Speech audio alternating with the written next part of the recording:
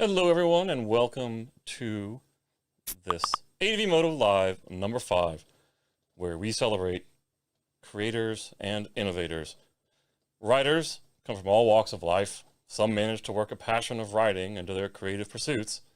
Today, we'll talk with one of the writing community's foremost artists who will give us some tips on drawing a motorcycle and watch live as she makes an image, based on a favorite ADV saying that you voted for. Whether you're spinning vinyl, wrenches, or pencils, the writing experience empowers many of us to create. So please help us celebrate creativity on this episode of ADVMoto Live.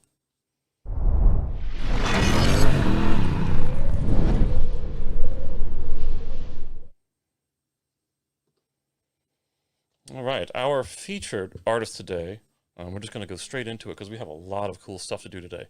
Our featured artist today was born and raised in western Montana, and she grew up on a ranch. 10 years ago, she moved to Portland, Oregon to study illustration and tattoo art. Many of you have seen her Moto-inspired work around the net under the name of Blind Thistle. Everyone, please welcome Amanda Zito.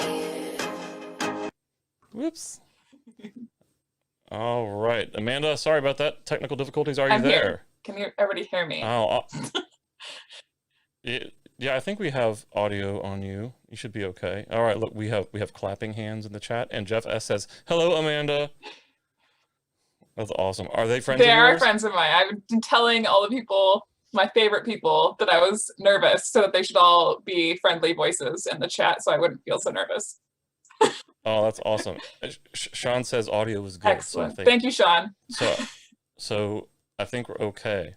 So, all right, well, let's go ahead and get Amanda on the big screen there. And let's go ahead and just find out more about Amanda.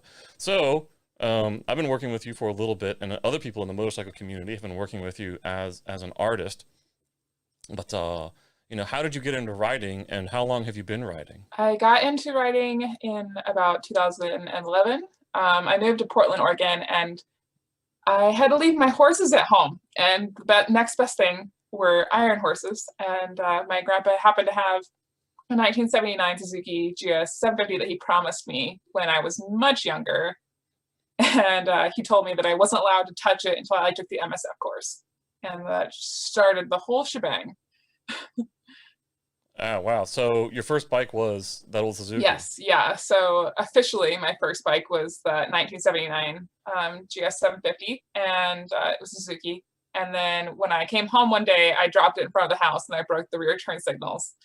And my grandpa was just like devastated. I could just tell that I'd like hurt his baby, and I knew that it was probably time for me to buy my own bike. Was it in mint condition or something, or was it like or is it like his bike and he had a close personal connection to it? He had a close personal connection to it. It definitely was not mint. The whole time that I was writing it, like the timing was off, so you had to keep a hand on the throttle or it would die. Oh, right. Sure. Yeah. Sure. It had been in a wreck previously, so the timing plate was always kind of cockeye instead of straight up and down like it's supposed to be. Right. Anyway, I leapt into finding literally one model year newer and 100 cc's heavier with the same exact bike. So I got a 1980 Suzuki GS 850 in the dead of winter in Montana. In the dead of winter on Montana. Well, the winter time is a great time to buy bikes. Yeah, that's pretty much the only way that I got that bike for $600. $600, man, that's awesome.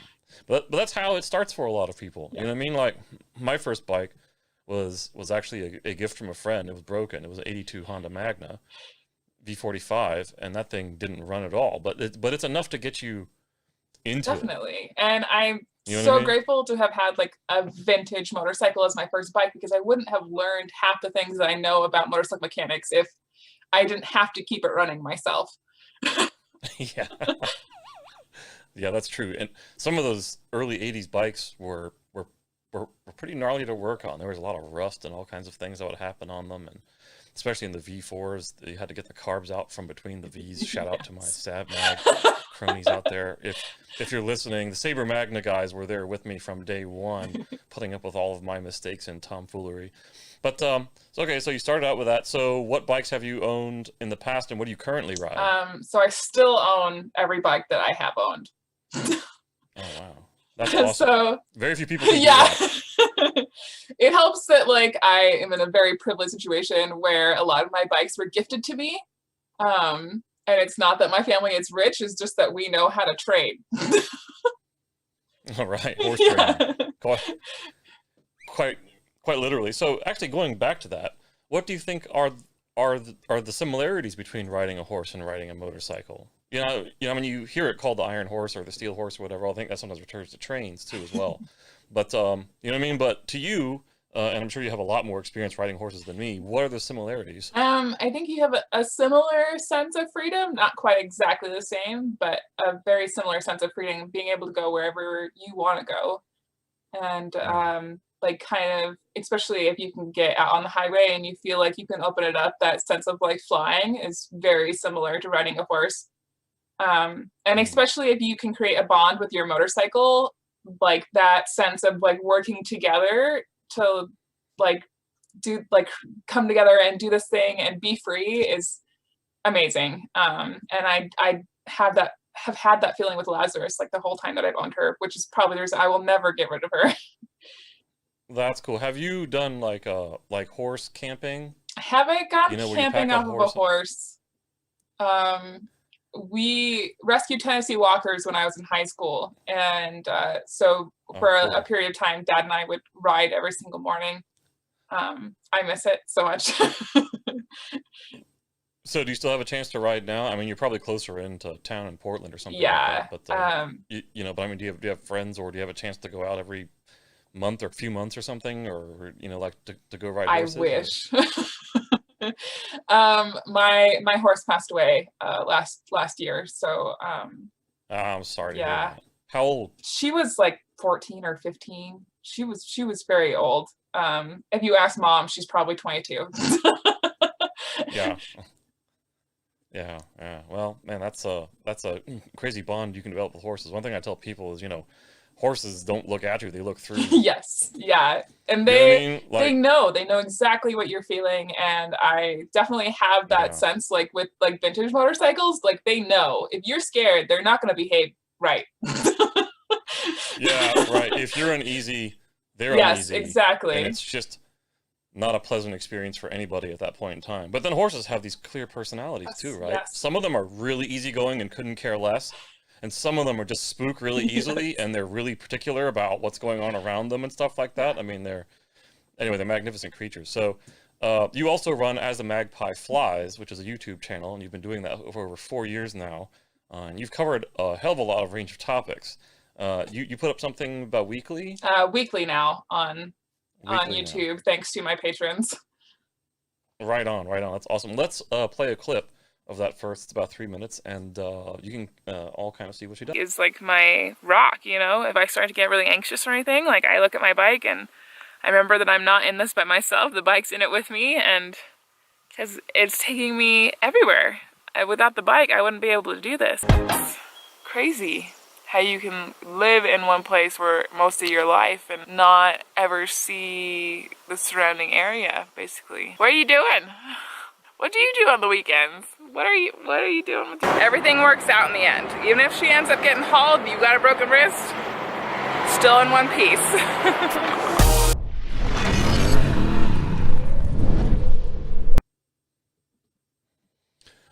That was a really sweet video. So that was like a compilation Yes. of some of the key moments, like of probably your writing career since you started Yeah.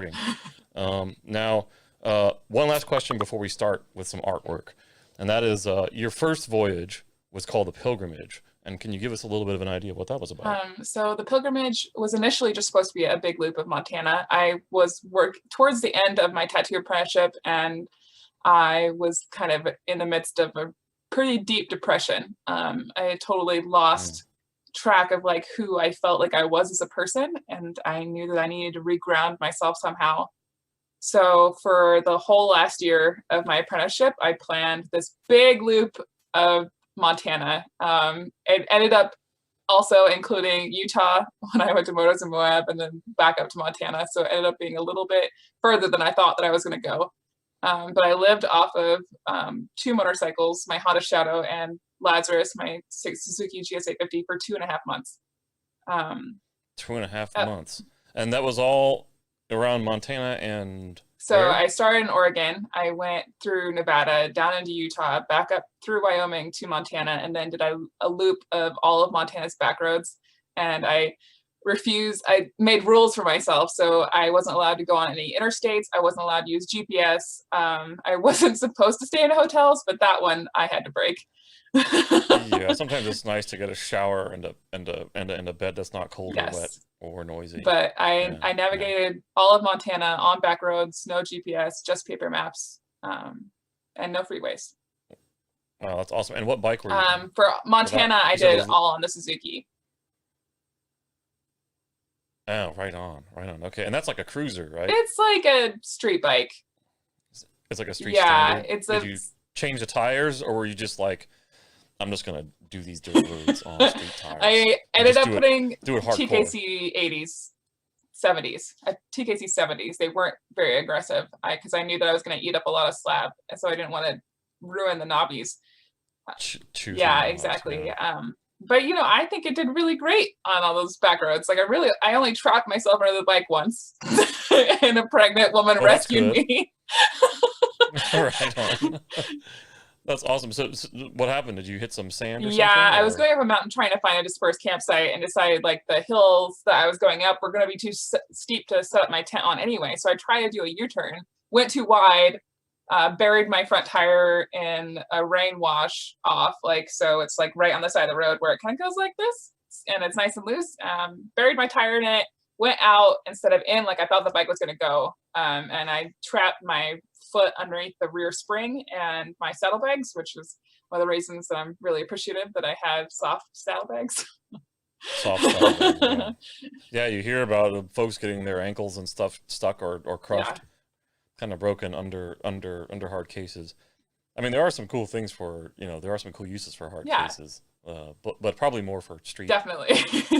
street biased touring where you need, you're going to be seeing a lot of people and you have a security concern. That's what I was going to say. I feel like the security is really the only thing that's better, in my opinion. Yeah, it's sweet. Yeah, we got David Smith online says, still love the Amanda and the B bikes taking a nap. Dirt bike right? naps. Well, that happens yeah, exactly right. Well, that happens to I think all of us. It's kind of inevitable, right? What do they say? Not if but when. Yes, right? Definitely. And especially if you're gonna do dirt, you're not doing it hard enough if you haven't dropped the bike a few times. Yeah, right on. All right, well, tell you what, let's get warmed up here. This is something that everyone else that's watching, if you're watching and you're hanging out by a pencil and a scrap sheet of paper, everyone else can kind of go along with this. What we want to do is warm up with, the question is, how do you draw a good motorcycle? My circles drawing are horrendous. And if you do have any cool motorcycle drawings, hashtag us at hashtag ADVMoto live, and we would love to see everyone's creation. If we get enough, we might even win a prize. But the first question for Amanda is, let's go ahead and get the screen sharing up here. All right, this is where the magic happens.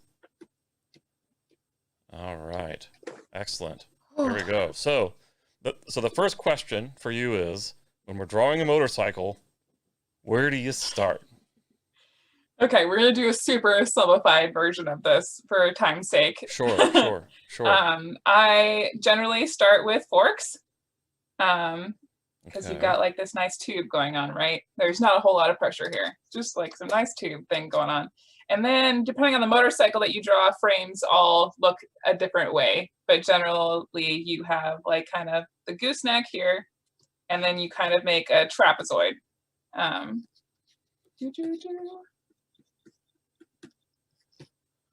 So it's almost like a bicycle frame. Yes. In a weird way, right? Definitely. Yeah. Now, are there any types of bikes that are easier to draw than others? I started off by drawing cafe racers just because everything's exposed. You don't have to worry about any weird shapes other than, it being a motorcycle. And comparatively, I feel like sport bikes are really hard to draw because you can't see any of the frame underneath, so you don't have an idea of what the structure looks like underneath of all that plastic. Oh, right, yeah. So from a drawing perspective, it's hard to get an idea of like where everything sits underneath to make the hole. Right on, right. Right on. Okay, so you got the main frame there, the fork. Now you're working on. So this area right here, and you'll see how it kind of like, if you split it in half, it kind of looks the same on both sides. Then here is the rear springs. Obviously this bike doesn't have a monoshock. Right. And then we can make 2 points here. And generally, most motorcycles, the wheelbase, the center of the wheel is going to be on the same line. And if you're doing it traditionally, you can cheat. I mean, I should say digitally. And we make 2 circles. Insta wheels. Insta wheels. If you're doing it traditionally, if you have like a cup, or if you're super fancy, if you have a compass, you can make the wheels however big you want. Or you can just freehand circles, whatever works. And then next up, I'm going to add the headlight over here. All right on. Are there any tricks to doing freehand circles? I mean, I've got 2 small boys, and we actually just practice circles. I feel like you know what I mean?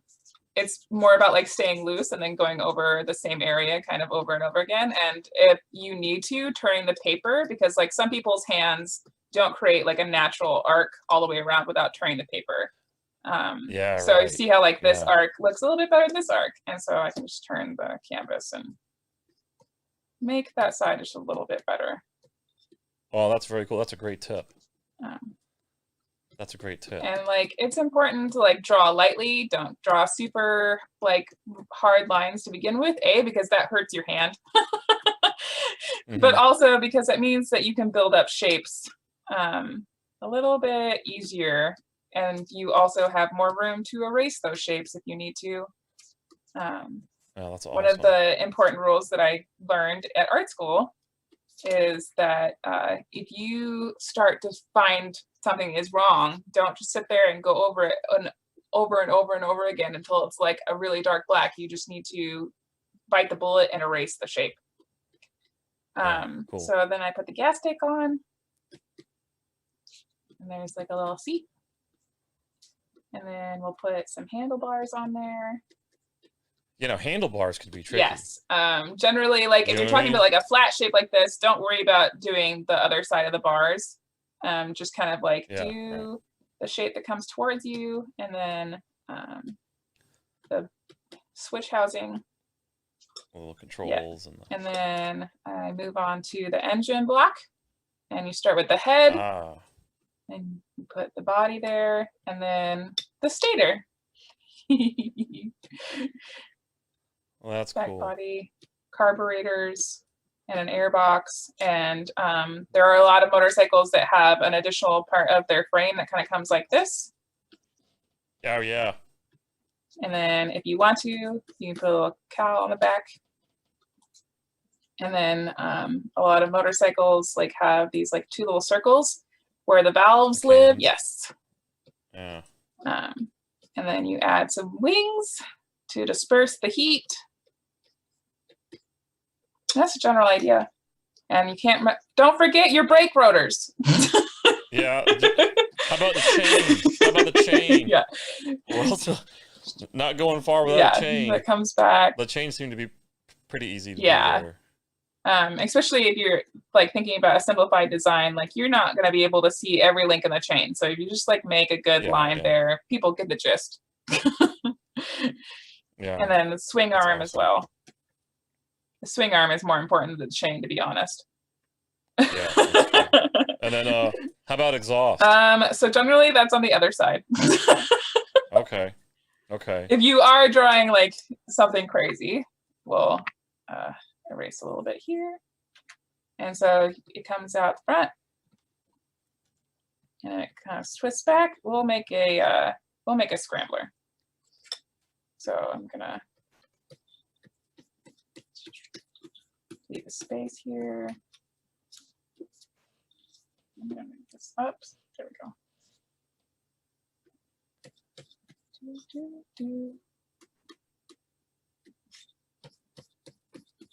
So it comes high.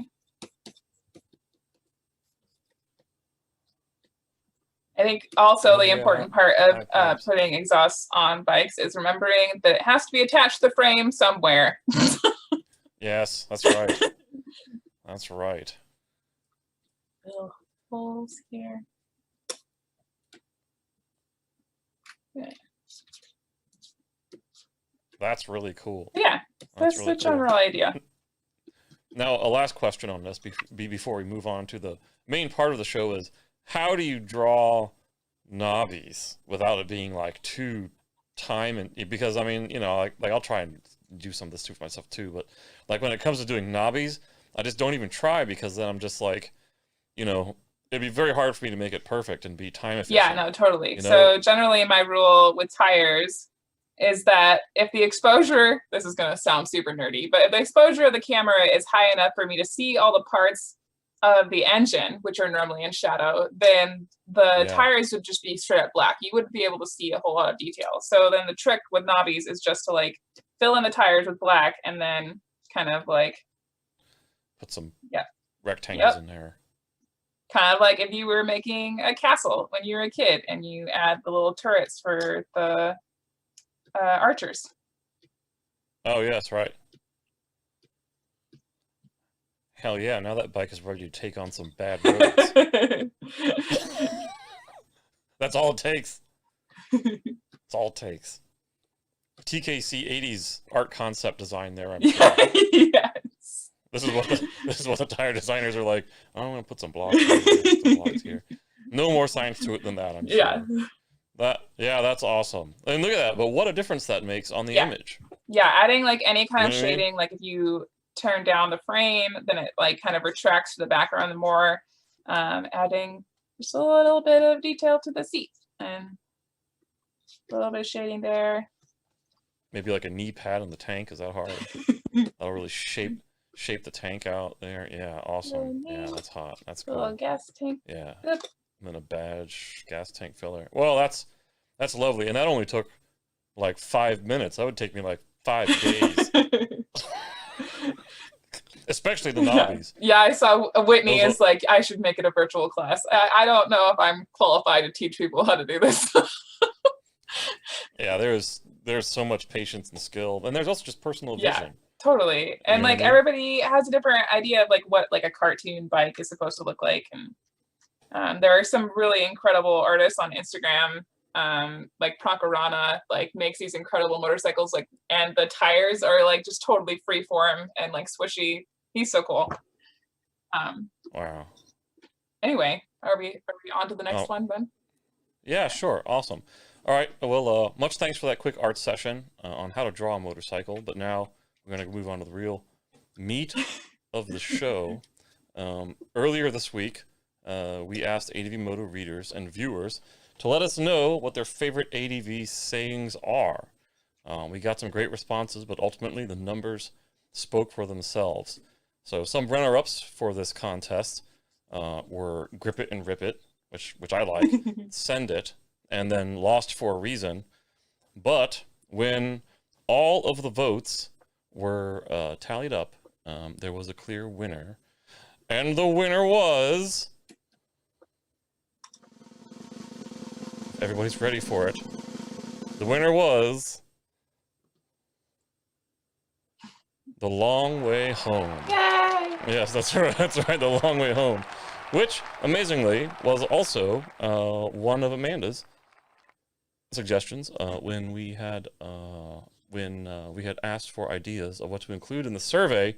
That just goes to show how in touch an artist can be with the community. All right. So, Long Way Home. We also want to thank everyone who helped out with the vote. And just as a reminder, everyone who helped out will get a postcard of tonight's work in the mail, not email, but actual mail.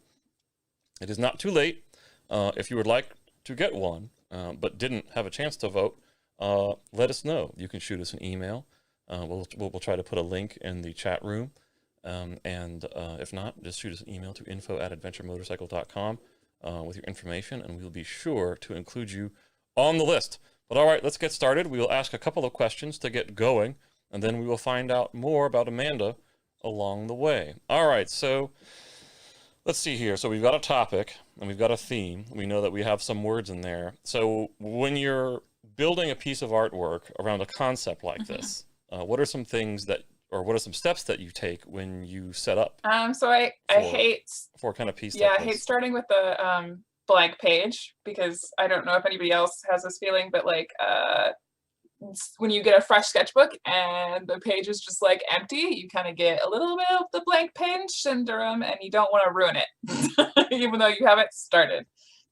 So especially drawing digitally, I will lay down some kind of texture on the file that I'm working on so that it doesn't look so empty, like it's already been roughed up. I can't make it worse kind of feeling. Sure.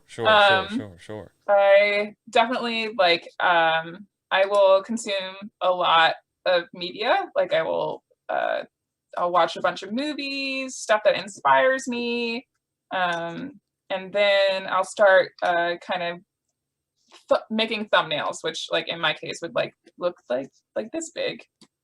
And then I break it down into rule of thirds so that I know that the important parts are here, here, here, and here. So if like there's going to be a head or a body or something, it needs to be in one of these X's. Another trick from art school is that you want to be able to direct how the viewer is seeing the image. So you want to always start in the top left, because we are Western and not Eastern. And you go this way, and this way. And you always want to make sure that you either circle the eye back around, or you give the viewer something to rest on in the bottom corner. Sure. And that's just one visual shape, right? You can have V's, yes. You can have Z's, and you can have circles if the subject is or strong you enough, can right? make something that's just totally symmetrical, which is like a lot of the rules from Renaissance paintings, is like the rule of the Trinity.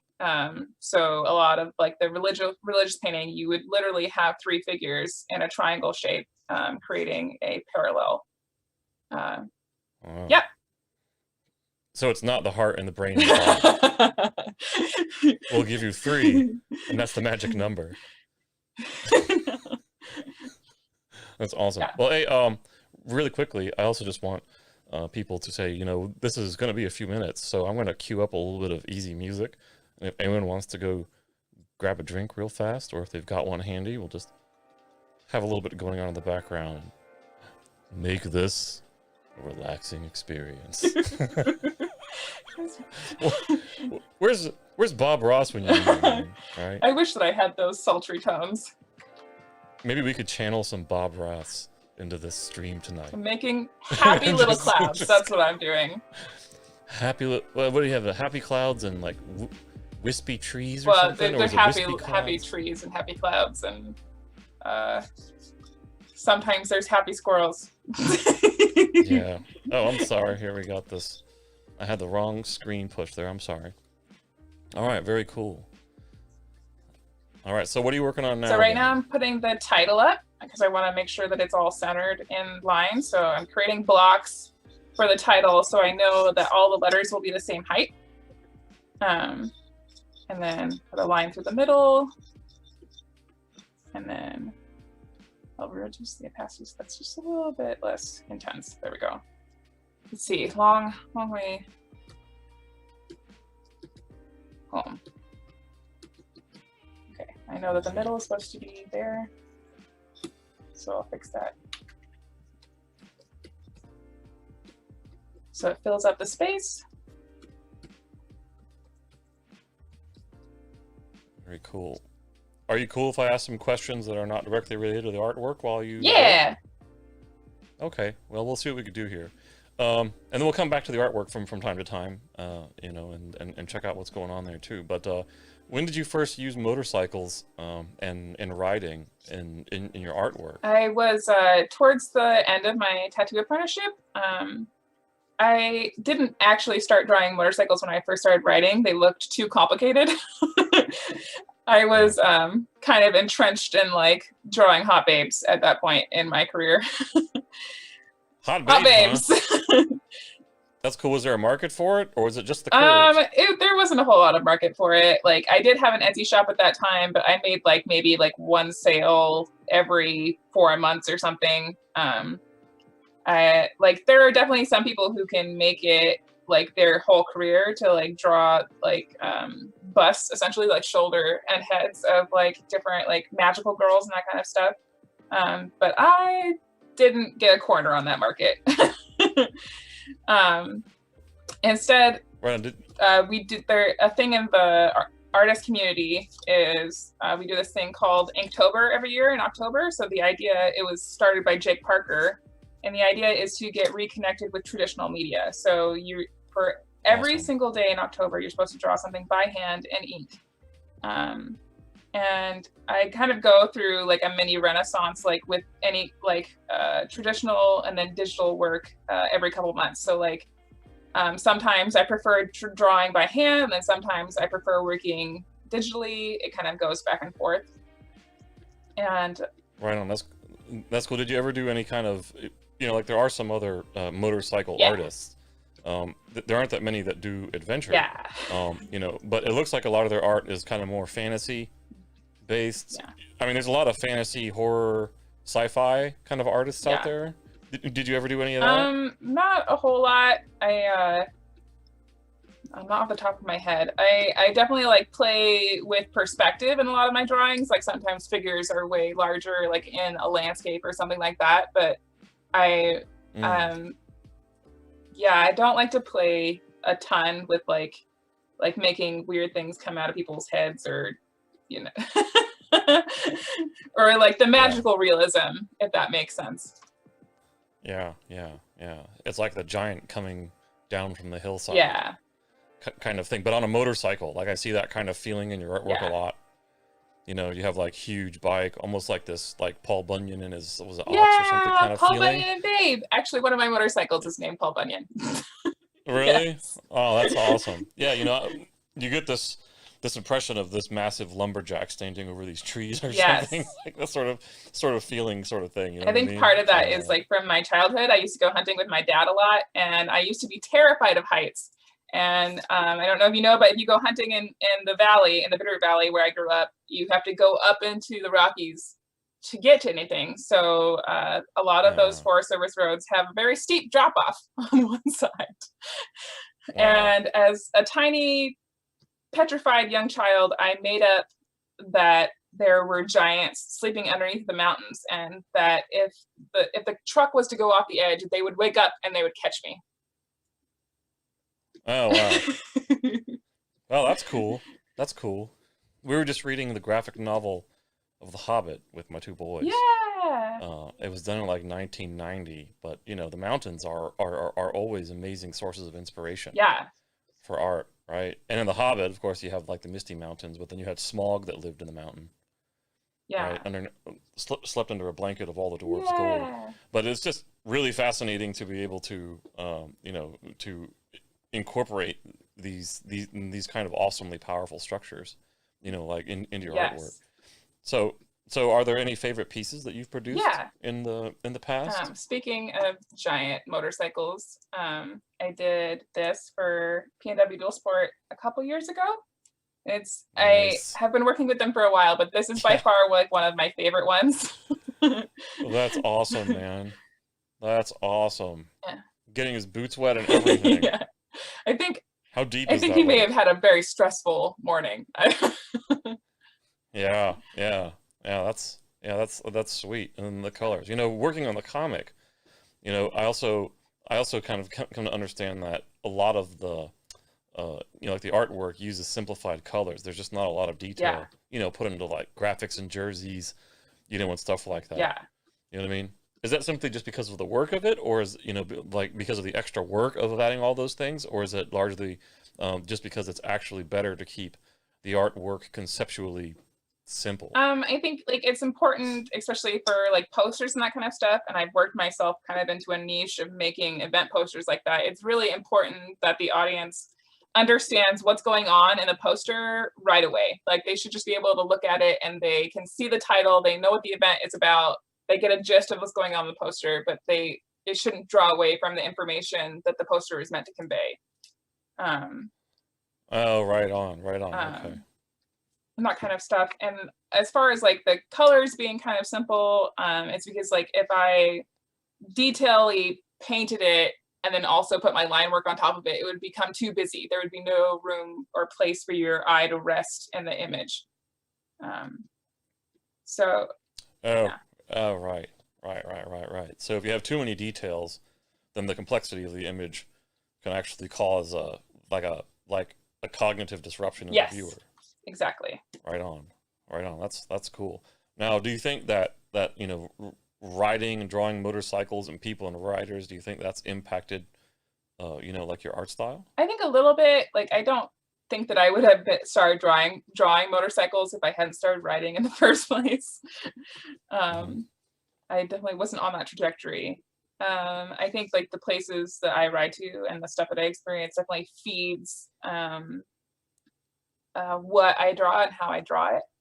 Um, I think being able to know how it feels to stand on top of like that mountain with your motorcycle and you and your willpower got you there is pretty invaluable. And knowing how that feels definitely informs how you draw it. Yeah, right on, right on. Scott Hollis on the chat says, "It is so cool to see you performing your talent on a computer screen. It's so different than you running up and down the road." What? What is it? Yeah, yes. Yeah, the answer is yes. Is he a buddy of yours, local? What was the name? Scott Hollis. I think that he just is one of my subscribers. Hi, Scott. Mm, I right on. I That's think he was cool. referring to one of the last videos that I put out about like recording or taking time to photograph your dirt naps, or like when you drop your motorcycle. And in that video, you can watch me like pull all the top heavy stuff off the bike and dump it on the side of the road and pick the bike up, drive it down the road where I could actually let it stand, and then walk all the way back for my stuff. Oh yeah. So you're now currently on a Tiger, right? On a Triumph Tiger. So you went from the Suzuki to a CV500X. So I went from the Suzuki to a Honda Shadow. Oh, to a Yes, Shadow. Okay. I rode that cruiser for at least 2 years. And then Lazarus kind of like went by the wayside for a little bit, for at least a year, because I was having carburetor problems. And one Yeah. of my siblings said that he would fix it for me. He didn't end up doing that. So Lazarus sat on the ranch for about a year before the pilgrimage. So my brother Gary and I like kind of had to rush and get her ready for the whole pilgrimage in about a week. Oh Yeah. wow. Had a wait. I think Joey Jackson is asking, "Did you bring your wine tonight?" I love it. When you have your wine, I don't know if that's an inside joke or something. So like I produced like 2 videos, like camping in the backyard, and like telling stories and that kind of stuff. And the first video wasn't planned. Like I didn't think I was going to be able to record that day because it started raining. And so I just started on my wine, and then the rain stopped and I was like, oh, well, I still have to record today. And I was already into glass too. But enough people thought it was funny so that like the next video that I did was like a story time. And I just like worked on the wine bottle the whole time. And for some reason, people think it's really amusing when I'm drunk. So Well, that's cool. Are you a goofy drunk? I think so. You think you're kind of goofy? That's cool. That's cool. That's cool. Do you draw better Oh, when you're on the sauce? no, absolutely No. not. If anything, it gets worse. Wow.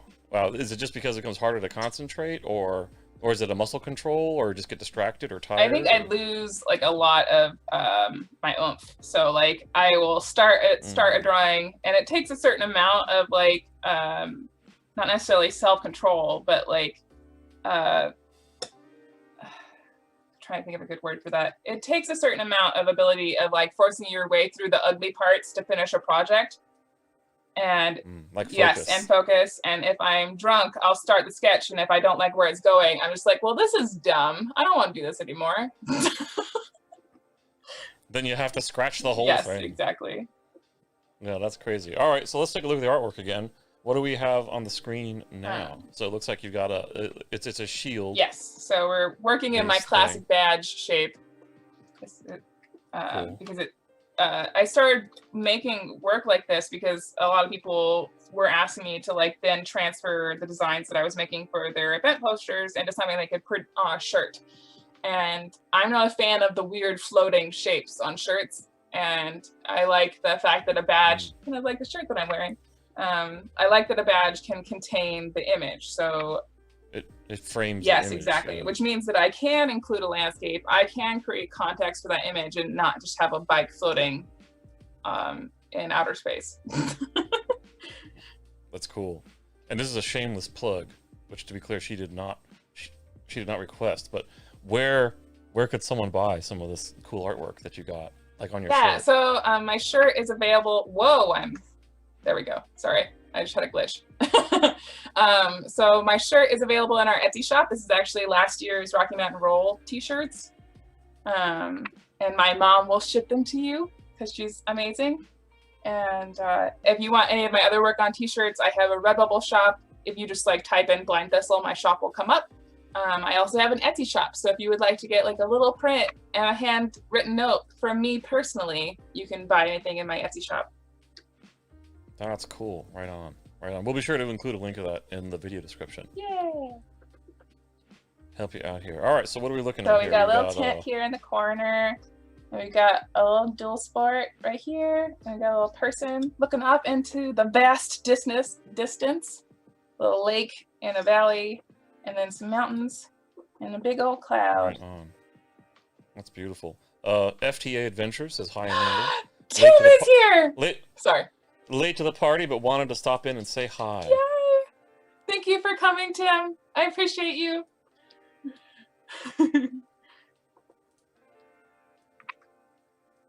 Right on. So we got the tent. We got the rider, yeah. Now, how about the helmets? Are helmets pretty easy to draw? Helmets take a minute to get used to. So most of the time, it's like important to remember that like there's a head under there. Because like I've seen like drawings of helmets like where it's like nobody's skull could fit underneath it there.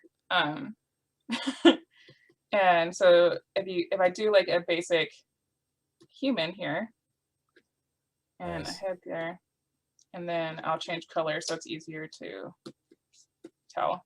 So there's always going to be like some kind of padding. So a helmet is going to come out from the head quite a bit, which is part of the reason that it makes people look like bobbleheads.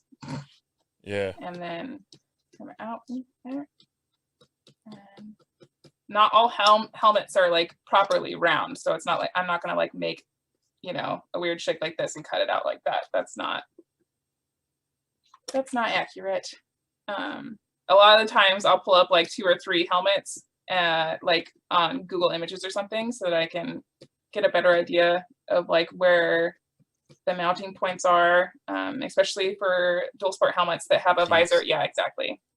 Yeah.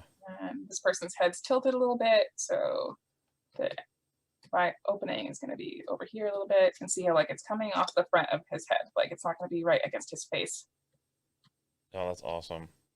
Do you always draw the head underneath when you do the helmet and then erase it later? I mean, does that really help a lot, or can you just like after doing it for a really long time, I can generally just like do it. And the benefit of like doing the majority of my sketches that I do for commercial work, I do on the computer, so that if I do it wrong, I can just select the whole shape and kind of move it around and resize it.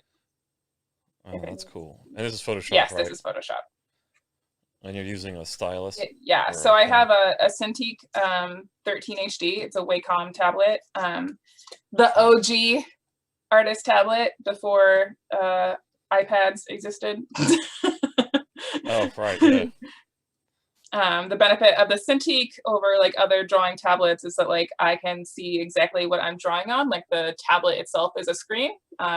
Older generation tablets like that what I learned to draw on digitally don't have a screen. You're like drawing on a piece, like it feels like you're drawing on a piece of paper, but you're looking at the screen in front of you. So it's kind of like that's kind of a trip, and it takes a little bit to get used to. Yeah, it was like drawing on a giant mouse pad or Yeah, something, right? exactly. Yeah. Yeah. Who's it? Whit Meza says, I have a Wacom too. Lost the USB connection part. So we have some other artists online here too. I don't think anyone that wasn't an artist would probably have a Wacom tablet, No, right? I know that a couple people before iPads and that kind of stuff was a thing. Like they would get Wacoms to take like business notes and that kind of stuff. Yeah. They do Yeah, have a right. couple branches like of their tablets that are specifically designed for businesses and note taking and that kind of stuff. Right on. I Right never on. used mine for that. Right. And we have people asking about if you can be commissioned for artwork. I do commissions. I'm not currently taking on new projects because I have a backlog of people waiting for my services. But like I stopped taking like new projects on a little bit like last year or so, because right now the amount of people who I have waiting that I've agreed to do projects for is going to take me 2 years to finish. Whoa. Wow.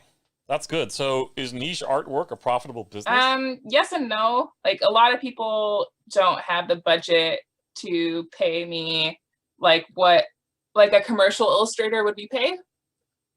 So I Right. do a lot of it because I love it. Yeah. Yeah. When I first started drawing motorcycles and that kind of stuff, I started to like actually recognize that like a lot of events for like local rides and that kind of stuff are just like made by people in like Word, like Microsoft Word. Oh yeah. And they don't look Yeah. great, and I'm a snob, so Yeah. Right.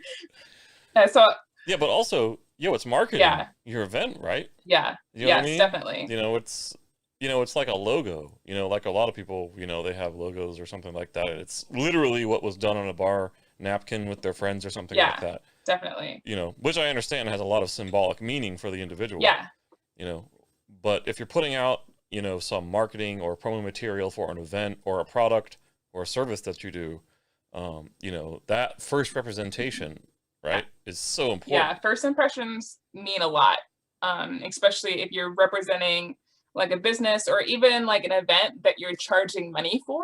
Like that representation is really important. Um, Yeah, yeah. And then especially when you start putting it on shirts and mhm.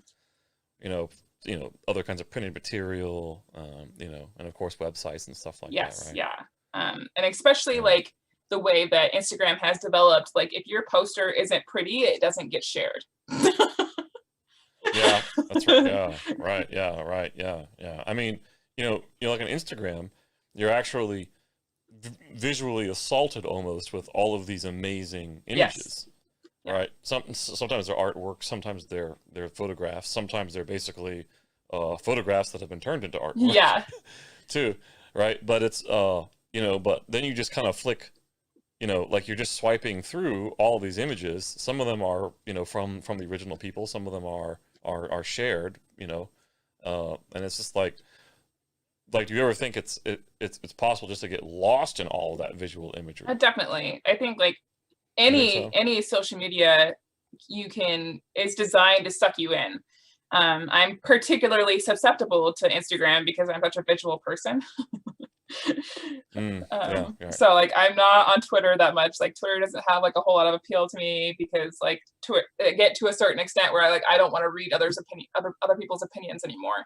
But like Instagram is like such like a visual bombardment. Like I will sit and like scroll through Instagram for ages, especially my discover page, mm, because it's like catered to me and like all the things that inspire me. So in that sense, it's like it's a that's good cool. thing because I am constantly consuming new things that like, oh, I didn't think about it that way, or um, and I follow a lot of van lifers because I love like they're very good at curating their things aesthetically. That sounds really shallow, but it's true. Talk about van Yes. lifers. How do you mean they're good at curating stuff aesthetically? I mean, like, So a lot of them have some kind of photography side hustle. So they're already skilled with a camera, but there's some van lifers that are really good at flat lays of like the gear and everything, and it's really beautiful. They're like simultaneously like the best and like worst examples of van life, because so much of what they do is like over glorifying their lifestyle, but it's also really pretty. Yeah. So that's what it takes. Yeah. Right? Oh, that's awesome. I think so much of social media is just like realizing that like what somebody is putting out there is a heavily curated version of their life, and it doesn't represent like what real life is. And I think if you approach it at that angle, like it's not, you take it for what it is, which is like people's portfolio. Like you're not going to put, you know, some terrible thing that you spent 2 minutes on in your portfolio. Yeah, for sure. We do have a question. Okay. From the chat room. Pete West asks, Q&A, if money was not an option, what one bike would you like to own? Your favorite? I like, first off the bat, I'm gonna say an Africa Twin, just because like that's what I wanted when I got the CB. The Africa Twin was just kind of like out of the budget range at that point. And the CB was kind of like the Africa Twin's baby brother. Yeah, the Africa Twin. Yes, that's what a lot of people call them. Yeah, that's right. I still haven't actually got to ride one. There's got to be someone around that'll let you take one for a spin. I hope so. Some of the local clubs. Someone who's like not precious enough to be upset when and if I drop it. Yeah. There's that when not if. Yeah. Yeah, that's cool. What's the like the dual sport community like around Portland? We have like a lot of little branches, and it's actually kind of like, it doesn't look like there's a ton on the surface, and then once you get into it, you're like, oh my god, where all these people are coming out of the woodwork. Like that's the way that I felt. I started doing a thing called Carl's Mystery Rides when I was still working at the dealership, to try to encourage like new people who were buying Tigers, like to take them off road, because like they are a little bit top heavy, but they're capable bikes. And so many people were buying them just to be commuters and weren't aware that you could do this with them. So we started that, and like that, I already kind of had a small introduction to like the dirt bike community through Jesse Felker, who does the P&W dual sport stuff here in the P&W. When I got back from the pilgrimage, I actually did like my first like proper dual sport ride with them on the CB, and I still had the stock tires. Nice. It was a little overwhelming. I felt pretty proud of myself though, because I only dropped my bike twice, and there were 3 people with big BMW GSs and nabis that like dropped it like 6 times. So I felt pretty proud of myself. Yeah. It's nice to have friends around when you drop this big yes, bike. Definitely. But, and the CB is not. It's not a light bike. Heavy, yeah. But it's not light either. Yeah. I mean, there's still a lot of plastics on it and stuff like that, and it does add up. Actually, the CB and the Tiger are practically the same weight. Yep. Really? It's just that like you wouldn't guess it if you moved around Tiger and then moved around my CB, because the weight is so much lower on the Honda, and the Tiger's weight is focused so much like on that horseshoe tank at the top. Yeah, and the Honda's got a shorter wheelbase. Yes, a significantly shorter wheelbase. Yeah, so it'll feel smaller and quicker. All right, even though the weight is there. Did you have a chance to ride the new CB 500, the one after they updated with the 1990s? I haven't. I'm kind of scared too, because I feel like I'm just gonna get more upset than I already am. And I've looked at the forums, that kind of stuff, trying to figure out if like maybe I could just take the forks and the wheel off of a 2019 and put it on my 2016. And people have tried, and you cannot do it. No. You can't do it? Oh, wow. So what Triumph do you have now? So I have the 2016 Tiger 800 XC. So it's the model that has spoke wheels. It's more off-road oriented than the XR. I got talked into it when I was working at the dealership because they were upset that I kept coming to rides on my Honda. Oh, for reals? Well, I hope they gave you a good deal. Yes, I've got a decent deal on it. It was an old Eagle Rider bike, and they had just like sold it to the delership so they could get the next year newer. Get the new generation. And it had been kind of abused. I had the option of a couple different Tigers that were at the shop in the used market, and I saw that one, and it like had a wine cork in the oil cap because somebody had lost the oil cap. The hand guards were falling off of it. It was scuffed up, and I was like, that one is mine. He needs me. Right on. Kind of like going to get a dog or a cat at the shelter. Yes, or something. it felt exactly like that. Well, that's cool. Yeah, it's crazy how these things talk to you in a weird way. Yeah, for sure. You know what I mean? Yeah. And there's also just people out there, and I'm kind of like this too sometimes, that, you know, we like projects. Yes, definitely. You know what I mean? Like old cars, and, you know, like my past few cars have been like $4,000 or $5,000 vehicles. You know what I mean? Like, you know, but you see potential in them, right? Yeah. That's awesome. That's awesome.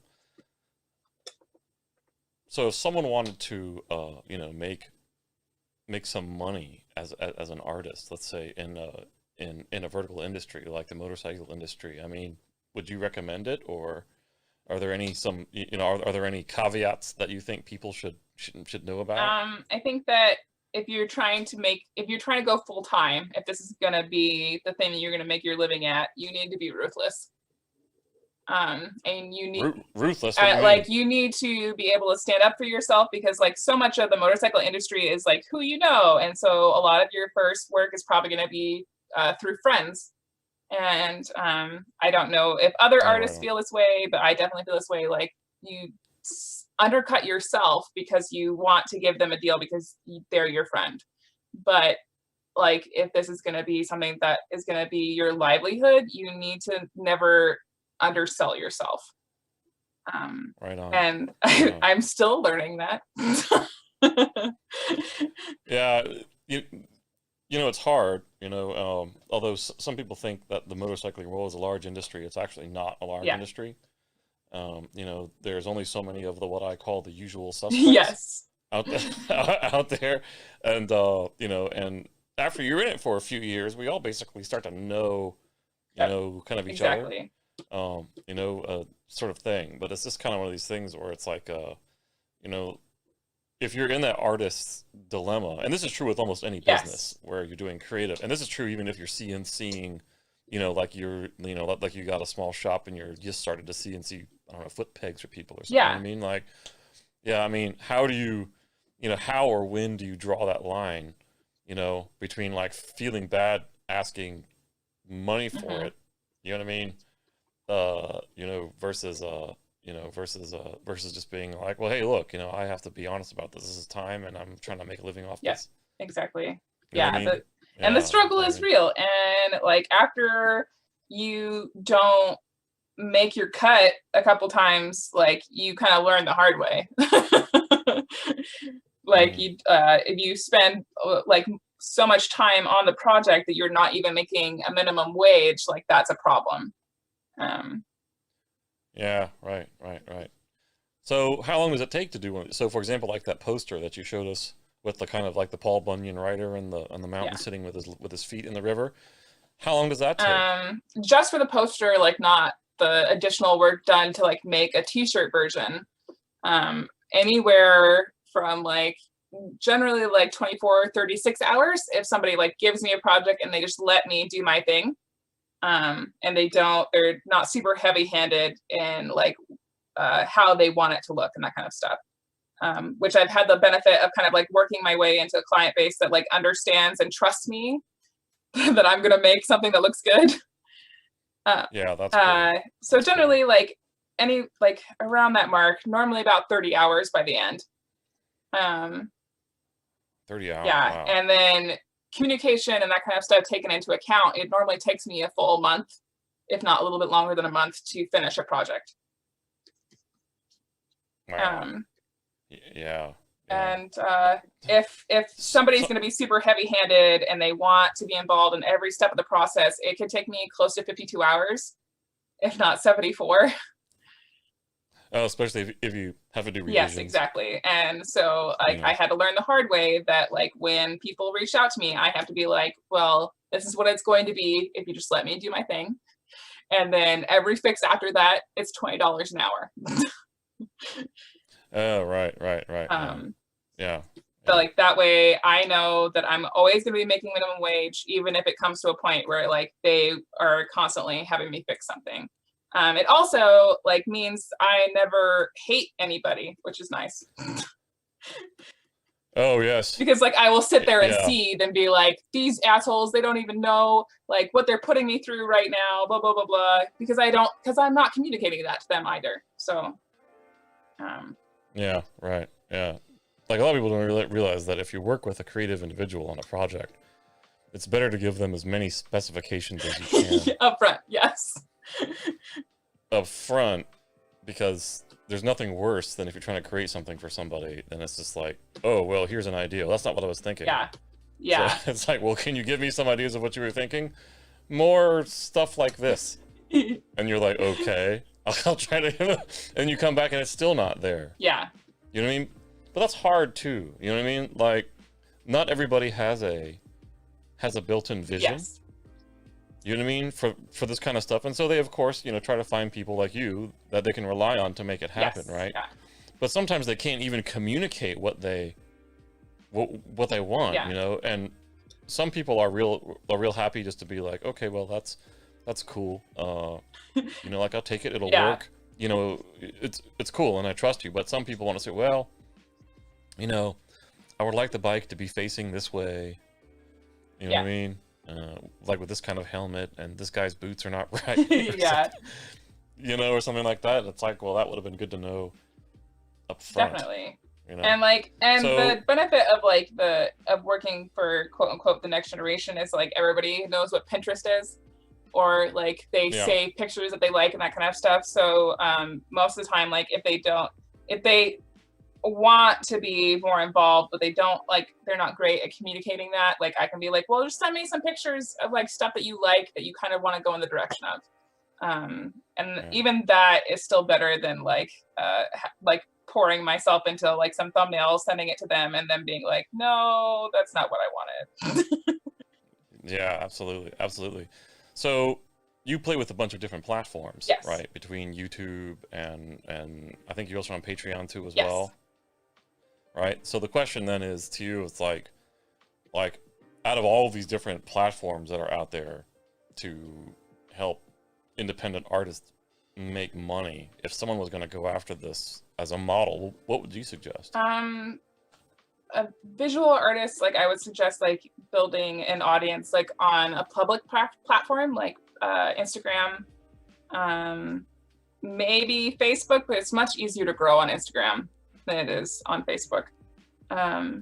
Or like if you're somebody who like doesn't mind or like is willing to work your way up to being comfortable talking to a camera, YouTube is an amazing platform to build a community in of people who know you and get to know you, and then are like care about how you're doing in life. And if you produce work that is good and like is like other people are willing to pay money for so that it doesn't stop existing, then I would suggest creating a Patreon to support your work, especially if you don't have a big clientele to create commissions off of, and that kind of stuff. So you got to build yourself sort of as a brand first, get enough traction and names on email lists and stuff like that, and then start to launch into something that would be a platform that would allow you to monetize. And especially like I might be a little bit biased, but like I don't think people are willing to give you money like especially on a platform like Patreon unless they know you. They need to be invested in you. like there are definitely some artists that like their work is like insanely good, and people aren't invested in them as artists, but like as like invested in their work as it is, like it speaks to them in a certain way, kind of thing. So right now, like, are you drawing the tension in the material? Yeah, I was just kind of adding. That's cool. Folds. Yeah, and then you got a little stove there. Yeah. So this would be like awesome. How we talked about the Z. That is my, if somebody's eye is gonna rest on there that. you go. That's cool. That's cool. So, you know, it's already been over an hour. Okay. I know we can't finish this all tonight. No, it's totally cool. You know, like, I've kind of enjoyed it. It's almost kind of mesmerizing, actually.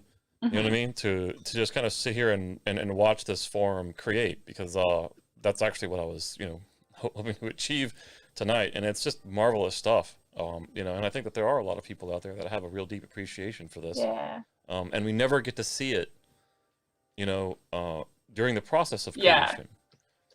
During the quote unquote ugly phase, as I like to call it. yeah. But you know, to a lot of people, that's actually the most interesting part. Yeah.